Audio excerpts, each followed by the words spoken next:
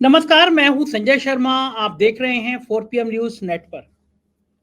मैं एक बात नहीं समझ पा रहा कि प्रधानमंत्री जी देश के हर राज्य में कामयाब हैं। उनकी कामयाबी के चलते बीजेपी के नेता उनसे डर रहे हैं, सहम रहे हैं। प्रधानमंत्री जी कुछ भी बोलते हैं, डर जाते हैं, चुप हो जाते हैं।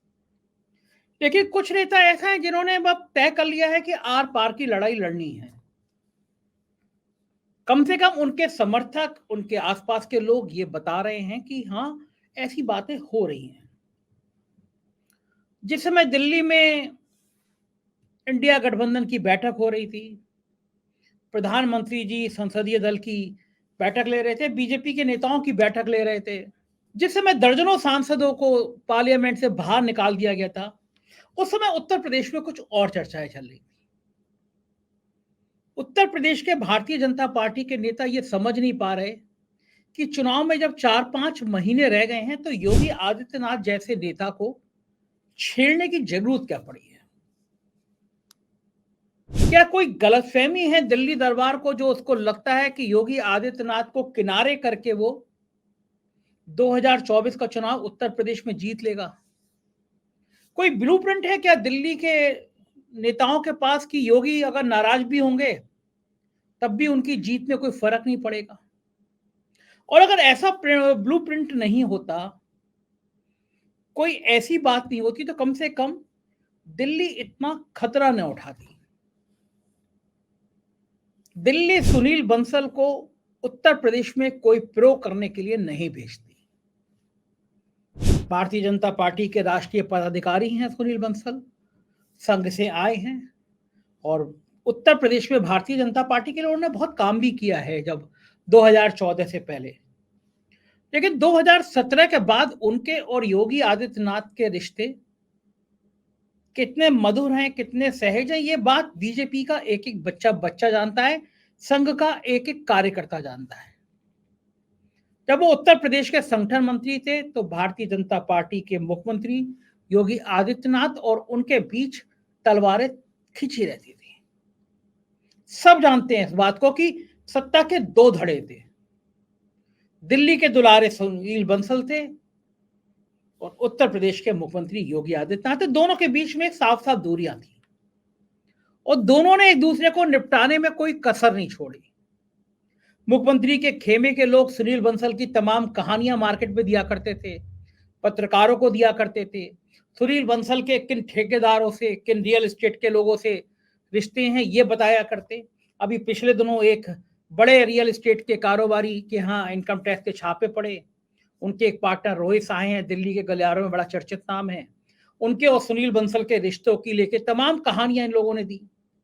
उससे पहले सुनील बंसल की टीम के जो लोग थे, वो मुख्यमंत्री पे आक्षेप लगाते थे कि मुख्यमंत्री विधायकों की सुनते नहीं है, मंत्रियों की सुनते नहीं है।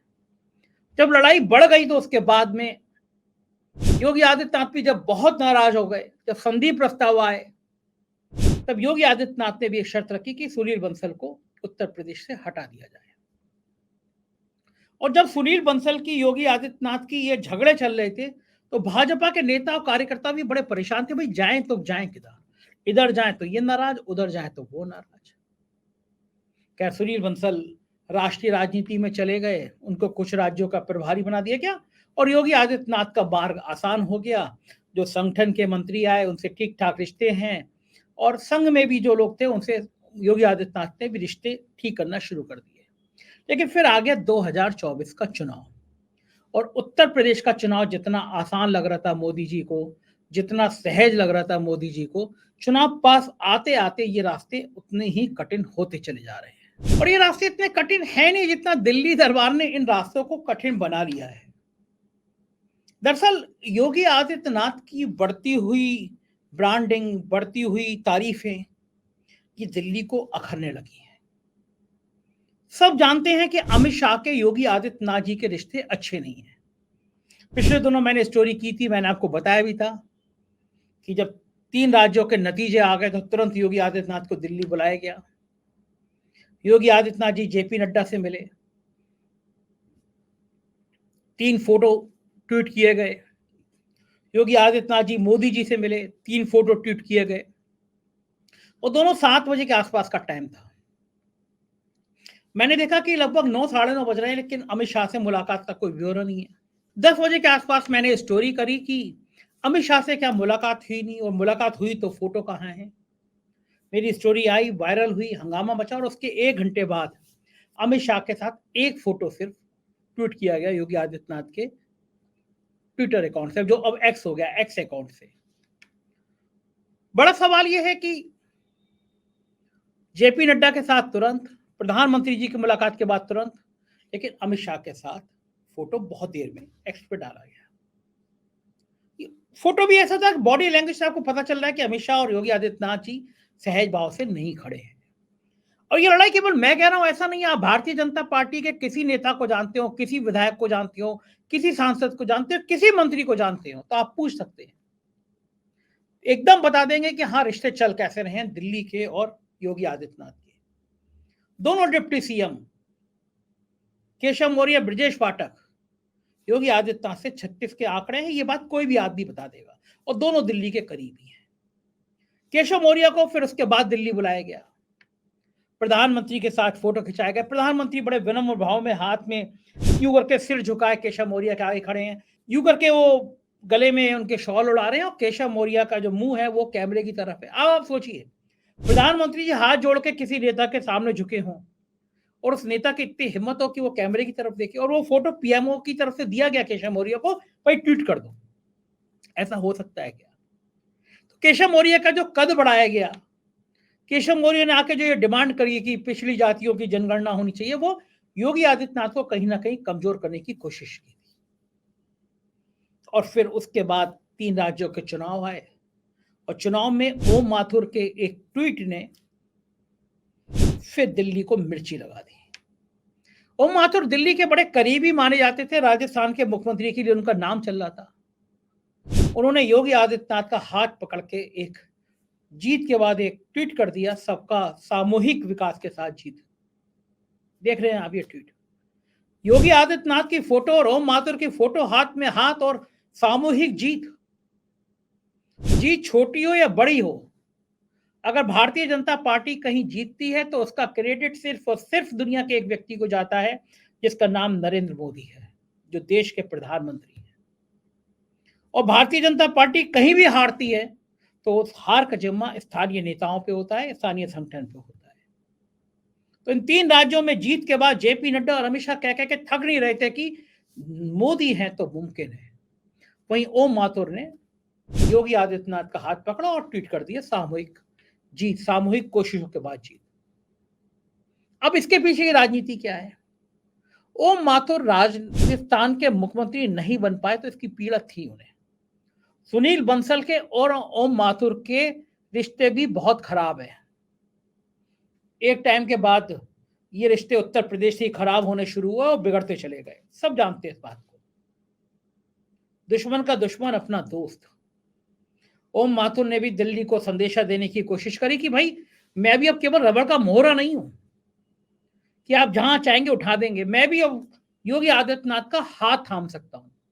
और इस फोटो में जो आप देख रहे हैं, योगी आदित्यनाथ के चेहरे की जो खुशी है, जो हंसी है, उसने अमित शाह के माथे पे बल डाल दिया कि अब ये हो क्या रहा, अब ये पानी सर से ऊपर जा रहा है। तब फिर उत्तर प्रदेश में सुनील बंसल को लगाया जा रहा है। 21 तारीख को सुनील बंसल उत्तर प्रदेश में आ रहे हैं, वो यहाँ बैठक लेंगे, योजनाओं की बात करेंगे, कुछ योजना श्रमिकों तक और मजदूरों तक कैसे पहुंचे, इस तरह की बातें की जा रही है। भाई, सुनील बंसल इसके लिए आ रहे हैं, लेकिन दरअसल एक ब्लूप्रिंट है जिसमें जेपी नड्डा आ रहे हैं, जिसमें सुनील बंसल आ रहे हैं, कि उत्तर प्रदेश की कमान अब दिल्ली अपने हाथ में लेना चाहता है। योगी आदित्यनाथ को पूरा चुनाव उत्तर प्रदेश का संभालने का मौका दिल्ली नहीं देना चाहता।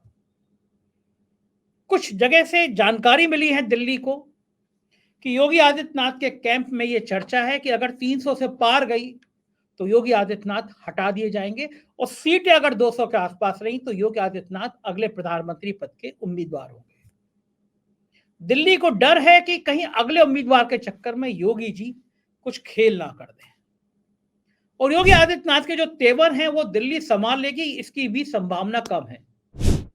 योगी आदित्यनाथ उन नेताओं में से हैं जो एक झटके में वो कहेंगे ये लोग पकड़ो अपना पद और मैं चला गोरखपुर।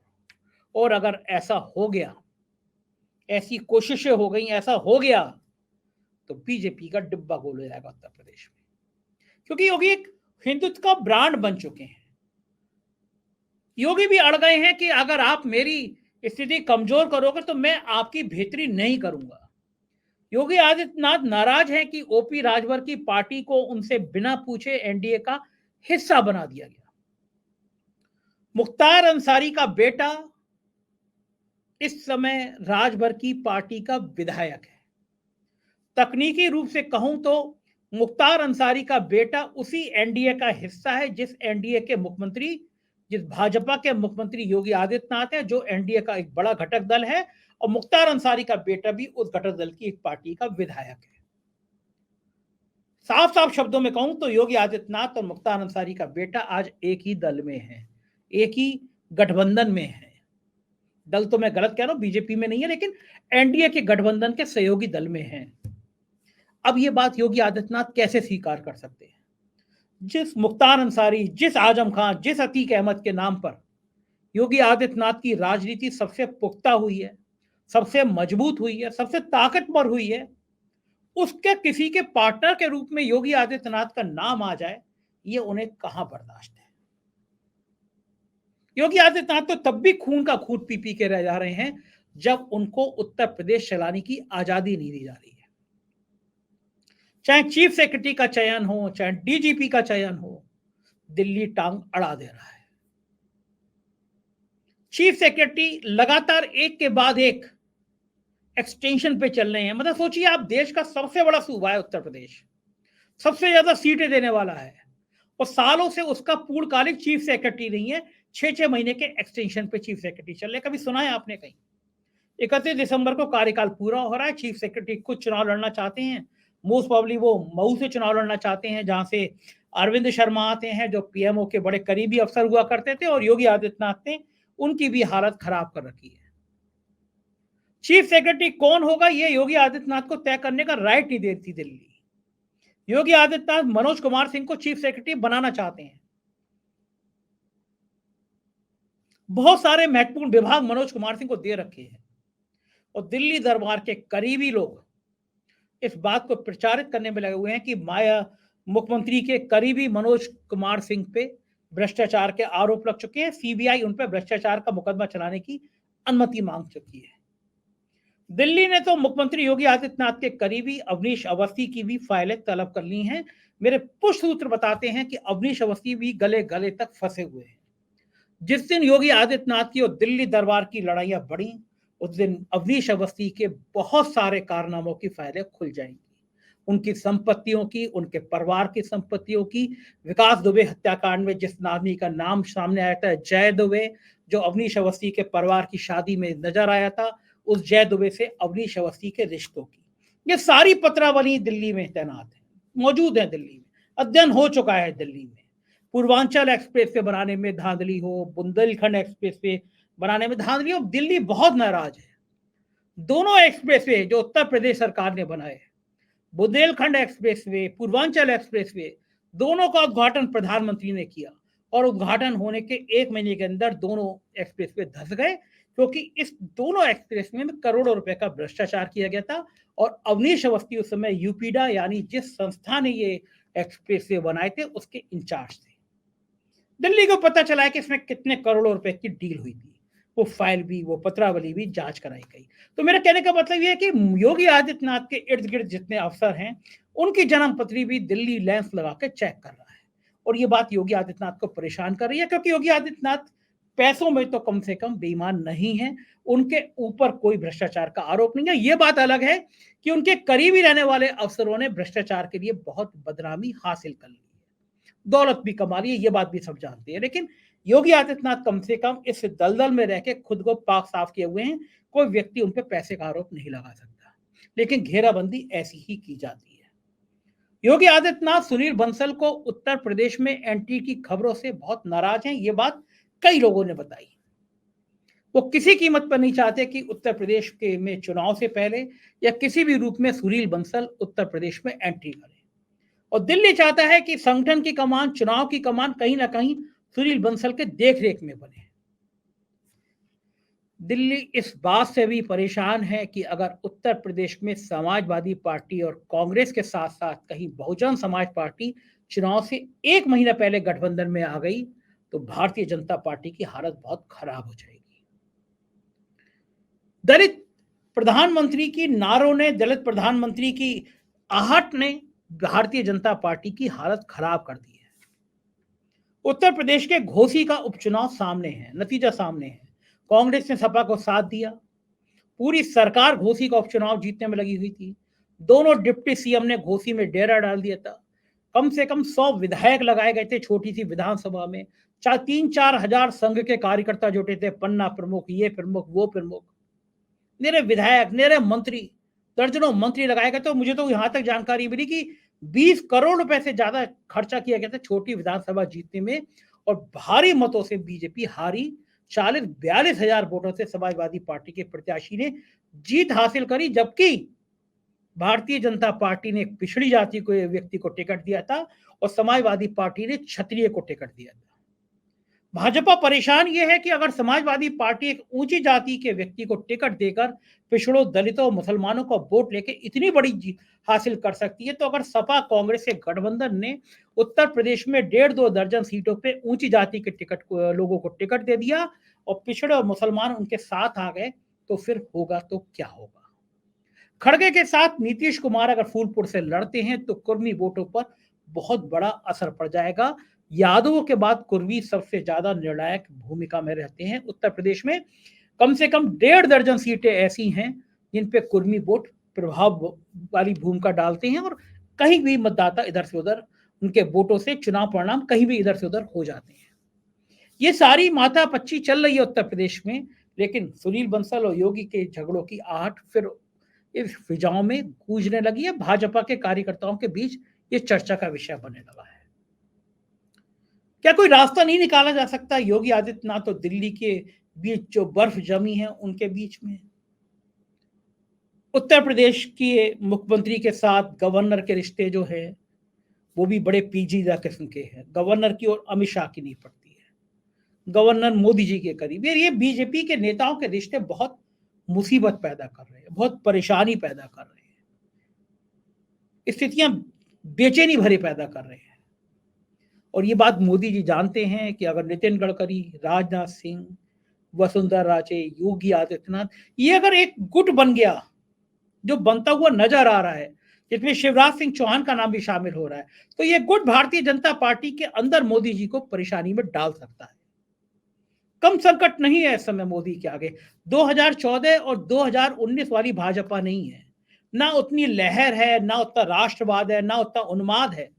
और इस बीच में योगी आदित्यनाथ जैसा बड़ा नेता जो हिंदुत्व का चेहरा मोदी से ज्यादा बड़ा बन गया है, अगर वो भी बगावत भरी राह पर चल पड़ा तो निश्चित रूप से कहा जा सकता है कि दिल्ली का सिंहासन कहीं ना कहीं दूर हो जाएगा।